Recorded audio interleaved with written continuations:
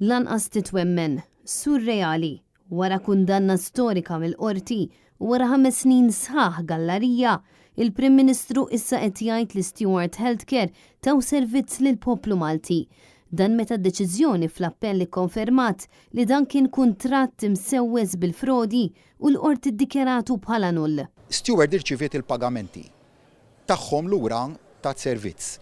Id-deċiżjoni ta' nhar it-tnejn żvelat ukoll kif id-deal ma' Vitis u Stewart kien wieħed li sar b'kollużjoni, illi jfisser li kien hemm ħadma jew konfoffa ma' membri tal-gvern u uffiċjali pubbliċi. Iżda quddiem dan kollu, Robert Abela ma jrid iġor ebda responsabilità politika. L-ogħla istituzzjoni tal-pajjiż illum qalet li kien hemm konfoffa bejn gvern u Vitis. Ġifieri issa min se jġor responsabilità? Mhux issa min se jġor ir-responsabilità. Issa ħadd ma ġar responsabilità għalhekk qed insaqsik. Issa għandi sentenza fidi. X'se tagħmlu? Il-konklużjoni li waslet għalija l-qorti illum mhijiex xi ħaġa ġdida. Meta affaċċjat bid-domandi ta' Net News, Robert Abela baqa' ma kommettix ruħu li jġib lura l-400 miljun euro li nsterqu b'dan id-deal fraudolenti. Prim Ministru, kif se nġibu l-flus lura nisterqu minn dan id-deal? Risposta li għadni kif tajtek minuta ilu. U weġibtek naħseb xi 10 darbi tal-istat. Prim Ministru, iktar dort mal-lewża milli weġibni. Jekk jogħġbok. U baqa' sejjer lejn Kastilja daqs li kieku xejn mhu xejn, kien jora l-fatti li ħarġu mill-qorti.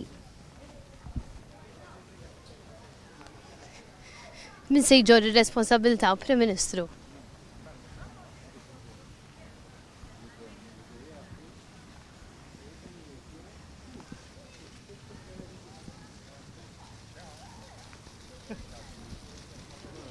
Intant minkejja l-kundanna ċara tal-qorti il-Ministru il-membri tal-Labor baqgħu jgħidu lill-Gvern f'din l-istorja kollha wera kemm kellu għal-qalbu l-interessi tan-nies. Għalfejn budget wara liħor bqajtu tuhom il-flus u żidulhom il-flus tal-Vitis? Il għaliex kif qed dalodu stess fil-kumment li tajtkom, servizz kien qed jingħata. Imma l-investiment ma sarx.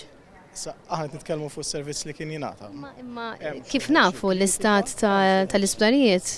Iva, u dalodu jien stesset hemm wieħed xi kritika, diversi punti, però ma jistax wieħed jgħid li ma kienx qed jingħata servizz. Il-Gvern Laburista ħa passi ferm qabel is-sentenza tal-qappell. Il-kollużjoni xtejt fuqha. Il-Gvern diġà tkellem mod mill-aktar ċar. Li konfermat il-qorti li kontu f'konfoffa, il-Gvern Laburista kienu f'konfoffa ma' Vitis u Stewart. Daka xettejt inti fil-fatt ir-riżulta illi l-Gvern. Qorti mhux qed ngħidina. Il-Gvern ta' Malta mill-ewwel ħalazzjonijiet ma qadx jistenna l-appell jiġi deċiż. Il-Gvern għamel il-pożizzjoni tiegħu ċara fis-sirja li ħareġ, fosthom li ma qadx jistenna l-appell biex jieħu fidejh l-isptarijiet u m'għandix inżid ma' dik l-istqarrija. Kif se taffaċċjaw in-nies? Dawn nistenqu 400 miljun euro ta' minn but il-poplu Malti. Ma għadniex X'għamiltu sa dan it-tant? Ma sar xejn, il-flus għadna ma ħadniex 1 cent. Ma għadniex nistennew is-sentenza tal-appell. Il-Gvern Laburista għandu għal-qalbu u l-interessi ta' Kif tħossok li inti parti minn gvern li manuvra kontra l-poplu Malti? Kif se taffaċċja n-nies, Ministru? Desiree Grek, Net News.